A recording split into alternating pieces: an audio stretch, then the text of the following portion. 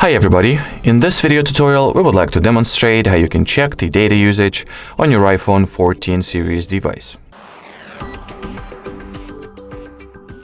So first and foremost, launch settings. In here you gotta enter the cellular category, like so. And by scrolling the page down for a little bit, you'll be able to see the cellular data usage for the current period. Just like so, how many kilobytes, megabytes or gigabytes of cellular data, of mobile data has been used, right over here. And by the way, it will be also displayed on how much each individual app has used of like the general amount. So as you can see right now, the only data usage entry I have belongs to the system services, which is 35 and 2 kilobytes, which basically makes up the whole cellular data usage.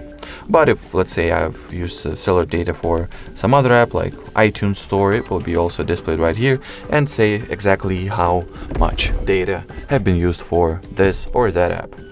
Alrighty, so that will be it for this video, guys.